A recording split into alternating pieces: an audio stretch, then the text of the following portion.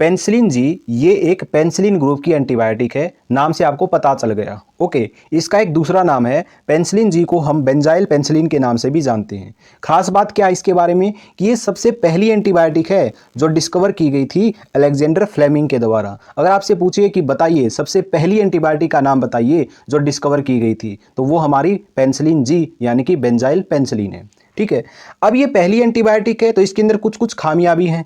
अब वो क्या क्या खामियां हैं उनके बारे में बात करते हैं।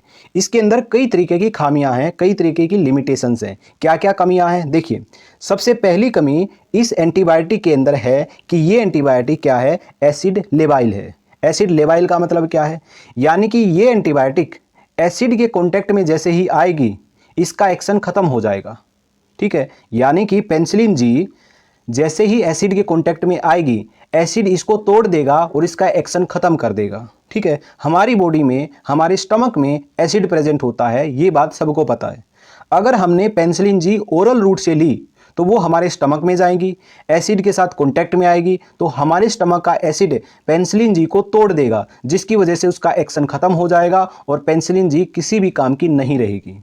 ठीक है, ऐसा होता है। ओके, तो इसलिए जो पेनिसिलिन जी है वो ओरल रूट से प्रेफर नहीं की जाती है। ओके, अब आपके माइंड में एक क्वेश्चन आया होगा कि यहाँ पर आपने पेनिसिलिन जी की टैबलेट्स देखी, मैंने यहाँ पे पिक्चर लगा रखी है, और अभी मैंने बोला कि जो पेनिसिलिन जी है वो ओरल रूट से नहीं दी जाती है क्योंकि एसिड उसको तोड़ देता है। लेकिन ये टैबलेट्स क्या कर रही हैं यहाँ पर, टैबलेट तो क्या है, ओरल रूट से ही दी जाती है। तो सही बात है, टैबलेट्स ओरल रूट से दी जाती है, पेनिसिलिन जी को हम ओरल रूट से ले सकते हैं, लेकिन प्रेफर नहीं करते हैं क्योंकि मैक्सिमम ड्रग क्या हो जाती है, अनस्टेबल हो जाती है, उसका कोई एक्शन नहीं बचता है। एग्जाम्पल से समझेंगे, मान लिया 100 मॉलिक्यूल आपने पेनिसिलिन जी के खाए, ठीक है, वो आपके पेट में गए, एसिड के साथ कॉन्टैक्ट में आए, 100 में से 90 मॉलिक्यूल्स को एसिड ने तोड़ दिया, क्या बचे, 10 ही तो मॉलिक्यूल बचे। तो मैक्सिमम ड्रग तो एसिड के द्वारा तोड़ दी गई, तो वो जो थोड़ी सी ड्रग बची है वो जो डिजायर्ड एक्शन है वो प्रोड्यूस ही नहीं कर पाएगी। तो इस चीज़ का फिर फायदा क्या है। ठीक है, तो पेनिसिलिन जी को हम ओरल रूट से दे सकते हैं बट प्रेफर नहीं करते हैं क्योंकि ये क्या है, एसिड लेबाइल है। ठीक है, पहली कमी आपको समझ में आ गई। अब पेनिसिलिन जी ये क्या है, एसिड लेबाइल है, तो कुछ ऐसी ड्रग बनाई गई जो एसिड रेजिस्टेंट हो, एसिड उनको तोड़ ही ना सके। अब वो कौन कौन सी ड्रग्स थी, तो एसिड रेजिस्टेंट ड्रग बनाई गई जो एसिड तोड़ ही नहीं सकेगा। एसिड उनको तोड़ नहीं सकेगा तो उनको हम ओरल रूट से ले सकते हैं, इसलिए एसिड रेजिस्टेंट पेनिसिलिन को हम ओरल पेनिसिलिन के नाम से भी जानते हैं। अब कौन कौन सी है, जैसे अमोक्सिसिलिन है, एम्पिसिलिन है, पेनिसिलिन वी है, ओक्सासिलिन है। तो ये जो एंटीबायोटिक्स हैं, ये जो पेनिसिलिन्स हैं, ये ओरल रूट से ले सकते हैं, एसिड इनको तोड़ नहीं पाएगा क्योंकि ये एसिड रेजिस्टेंट पेनिसिलिन है। ठीक है, तो पहली कमी के बारे में हमने बात कर ली। अब दूसरी कमी क्या है पेनिसिलिन जी के अंदर, दूसरी कमी है कि ये एक शॉर्ट एक्टिंग दवा है। शॉर्ट एक्टिंग का मतलब है इसका ड्यूरेशन ऑफ एक्शन बहुत ही कम है, हमारी बॉडी में ये कम समय के लिए काम करेगी। ठीक है, इसलिए हमें ऐसी दवाइयाँ बनानी पड़ेंगी जो कि लॉन्ग एक्टिंग हो, लंबे समय तक हमारी बॉडी में काम कर सके। तो फिर पेनिसिलिन जी से कुछ और दवाइयां बनाई गई, उनको बोला डिपोट फॉर्मेशन। तो पेनिसिलिन जी को लेकर डिपोट फॉर्मेशंस बनाई गई, डिपोट प्रिपरेशंस बनाई गई। ठीक है, उनका नाम क्या था, बेंजाथीन पेनिसिलिन, प्रोकेन पेनिसिलिन जी। तो ये दो डिपोट फॉर्मेशन बनाई गई, ये दो दवाइयां बनाई गई। ये क्या है, डिपोट फॉर्मेशन। डिपोट प्रिपरेशंस का मतलब क्या है, ऐसी दवाइयां जो हमारी बॉडी में स्लोली ब्लड के अंदर एब्जॉर्ब होंगी और अपना काम करती रहेंगी। ठीक है, और ऐसा कैसे पॉसिबल है, ऐसा जब पॉसिबल है जब वो दवाई इंट्रामस्कुलर रूट से दी जाए। तो जो ये बेंजाथीन पेनिसिलिन जी और प्रोकेन पेनिसिलिन जी, जो ये दोनों दवाइयां हैं, ये केवल इंट्रामस्कुलर रूट से दी जाती हैं, आईवी रूट से नहीं दी जाती है। इन दवाइयों को आईएम रूट से देंगे, धीरे धीरे ये ब्लड में एब्जॉर्ब होंगी और अपना काम करेंगी, और इस तरीके से ये दवाइयां क्या है, लॉन्ग एक्टिंग हो जाएंगी। ठीक है, तो दूसरी खामी क्या थी पेनिसिलिन जी की, शॉर्ट एक्टिंग, इसलिए हमने क्या किया, लॉन्ग एक्टिंग ड्रग्स बना ली। ठीक है, अब अगली खामी की तरफ बढ़ते हैं। अगली कमी जो पेनिसिलिन जी में है वो है नैरो स्पेक्ट्रम। नैरो स्पेक्ट्रम का मैंने आपको पिछली वीडियो में मतलब बताया था।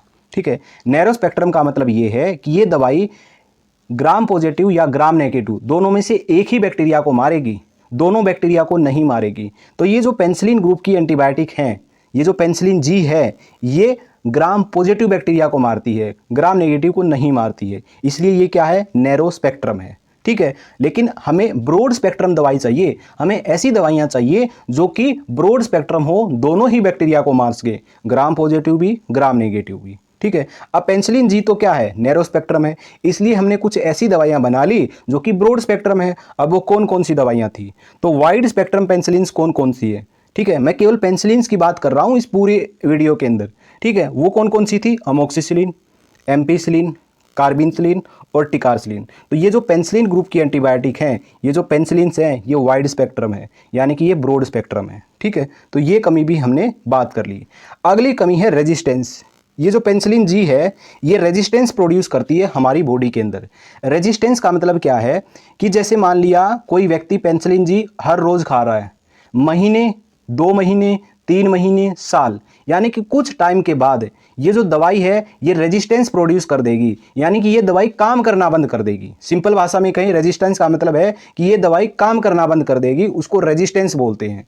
अब वो कितने महीने कितने टाइम में करेगी वो पता नहीं होता है, ठीक है।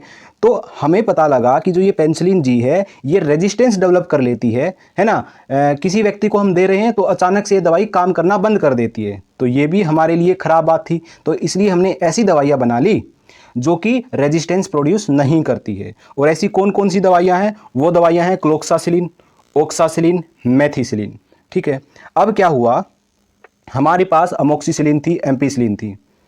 ये जो अमोक्सिसिलिन और एम्पिसिलिन है ना, ये ओरल दे सकते थे और ये वाइड स्पेक्ट्रम भी थी, लेकिन क्या थी, ये दवाइयाँ रेजिस्टेंस प्रोड्यूस करती थी, ठीक है। इसलिए हमने क्या किया, हमने एक ऐसी ड्रग, ऐसी चीज़ इनके साथ मिला दी जिससे कि ये रेजिस्टेंस प्रोड्यूस ना कर सके, ठीक है। तो सबसे पहले तो क्या होता है, अमोक्सिसिलिन दी जाती है किसी को भी, ठीक है, लंबे समय तक किसी को अमोक्सिसिलिन चलती है।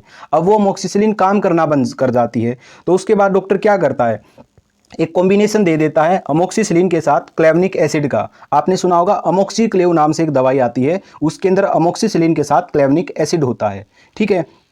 तो ये जो दवाई है ये फिर रेजिस्टेंस नहीं करती है, ठीक है। तो उसके अंदर जो ये क्लेवनिक एसिड है ये रेजिस्टेंस नहीं करने देता है, और एम्पिसिलिन के साथ सल्वेक्टम मिला दिया जाता है और ये रेजिस्टेंस नहीं कर पाएगा, ये दवाइयाँ फिर काम करती रहेंगी, ठीक है। अब क्वेश्चन ये आता है कि अमोक्सिसिलिन में जो ये क्लेवनिक एसिड मिलाया गया, ये क्यों मिलाया गया, ये क्या काम करेगा, इस क्वेश्चन का आंसर जानना है तो इसके ऊपर भी मैंने एक वीडियो बनाई हुई है, डिस्क्रिप्शन में इसका लिंक मिलेगा आपको, तो वहाँ से आपको चेकआउट कर लेनी है, ठीक है। तो क्या कमी थी रेजिस्टेंस थी। तो कुछ दवाइयाँ हमने ऐसी बना ली जो कि रेजिस्टेंस प्रोड्यूस नहीं करती हैं, ये दवाइयाँ बना ली। जो प्रोड्यूस करती थी उसके अंदर कुछ ऐसी ड्रग हमने मिला दी जो रेजिस्टेंस से बचा देंगी, ठीक है। तो ये दवाइयाँ होगी, आपने सुना होगा अमोक्सीक्लेव नाम से, ठीक है, ओके। अगली कमी है एलर्जी। ये जो दवाई है ना पेनिसिलिन जी, ये एलर्जी कर सकती है, ज़रूरी नहीं है कि एलर्जी ये करेगी, ये एलर्जी कभी भी कर सकती है, ओके। अब एलर्जी से क्या है मैं आपको बताता हूँ। मैंने आपको पिछली वीडियो में ये बताया था कि जो एंटीबायोटिक्स है उनके अलग अलग ग्रुप है। मैंने आपको एक बीटा लैक्टम ग्रुप बताया था और उसके अंदर मैंने आपको बताया था कि इसके अंदर पेनिसिलिन एंटीबायोटिक आती है, सिफेलोस्पोरिन एंटीबायोटिक आती है, ठीक है। पेनिसिलिन या सिफेलोस्पोरिन किसी भी जो एंटीबायोटिक है ना, इन दोनों ग्रुप की एंटीबायोटिक में से एक कोई भी एंटीबायोटिक अगर एलर्जी करती है, मान लिया कोई व्यक्ति अमोक्सिसिलिन खा रहा है और उसको अमोक्सिसिलिन से एलर्जी हो गई, तो अमोक्सिसिलिन से एलर्जी हुई है ना, तो सारे बीटा लैक्टम ग्रुप की दवाइयों से उसको एलर्जी हो जाएगी, इसको बोलते हैं क्रॉस एलर्जी। तो जो पेनिसिलिन और सिफेलोस्पोरिन ग्रुप की एंटीबायोटिक हैं वो क्रॉस एलर्जी शो करती हैं। अगर एक दवाई से एलर्जी हो गई तो सारे ग्रुप से एलर्जी हो जाएगी एक्सेप्ट वन, वो होता है मोनोबैक्टम, ठीक है। मोनोबैक्टम थोड़ा सा कभी पढ़ाएंगे डिटेल में, ठीक है। तो याद रखना, मोनोबैक्टम को छोड़कर एक दवाई अगर एलर्जी क्रॉस करेगी तो सारी दवाइयाँ क्या है, क्रॉस एलर्जी कर देंगी, यानी कि सारी दवाइयाँ एलर्जी कर सकती है, ठीक है। तो ये है एलर्जी, इसके अंदर ये कुछ खामियाँ हैं, ओके। तो इन खामियों के बारे में हमने बात कर ली। अब आगे देखिए, मैंने आपको बताया एसिड रेजिस्टेंस दवाइयाँ, वो दवाइयाँ जो वाइड स्पेक्ट्रम हैं, और मैंने आपको बताया वो दवाइयाँ जो रेजिस्टेंस प्रोड्यूस नहीं करती है। यहाँ पे आपने देखा होगा अमोक्सिसिलिन, यहाँ अमोक्सिसिलिन और प्लस में क्या मिला दिया, क्लेवनिक एसिड मिला दिया। तो आपने देखा होगा कि देखिए मैंने आपको ढेर सारी दवाइयाँ बताई पेनिसिलिन ग्रुप की, जितनी दवाइयाँ बताई उनमें से आधे से ज़्यादा और दवाइयाँ हैं जो मैंने यहाँ पे आपको नहीं बताई हैं, क्योंकि वो आपने नहीं सुन रखी है। आपने मोस्ट कॉमनली अमोक्सिसिलिन के बारे में सुना होगा। क्यों सुना है, क्योंकि भैया ये सारी प्रॉपर्टी रखती है। ये आप ओरल भी दे सकते हो, दूसरा ये वाइड स्पेक्ट्रम भी है। अगर इसका रेजिस्टेंस प्रोड्यूस हो जाए तो हमारे पास अमोक्सिक्लेव का भी कॉम्बिनेशन है। तो इसलिए आपने पूरी पेनिसिलिन ग्रुप की एंटीबायोटिक्स में से अमोक्सिसिलिन सुनी होगी, जो आपने ज़्यादातर यूज़ की जाती है। आसपास आप अगर स्टोर पर काम करते हो, मेडिकल में काम करते हो, कहीं भी काम करते हो, तो आपने अमोक्सिसिलिन के बारे में ज़रूर सुना होगा। और दवाइयों के बारे में जो पेनिसिलिन ग्रुप की हैं उनके बारे में बहुत ही कम सुना होगा। रीज़न यही है जो मैंने आपको अभी यहाँ पे बताया। ठीक है, आई होप आपको ये पूरी की पूरी जो एंटीबायोटिक्स के बारे में मैंने आपको डिटेल बताई ये आपको समझ में आई होगी। ठीक है, तो आज की वीडियो में इतना ही, मिलते हैं नेक्स्ट वीडियो के अंदर। और एक और बात, अमोक्सिसिलिन और एम्पिसिलिन दोनों एंटीबायोटिक के बारे में ऑलरेडी वीडियो मैं बना चुका हूँ। डिस्क्रिप्शन बॉक्स में मैं वो वीडियो डाल दूंगा, तो वहाँ से आप चेकआउट कर सकते हो। ठीक है, आज की वीडियो में इतना ही, तो मिलते हैं नेक्स्ट वीडियो के अंदर।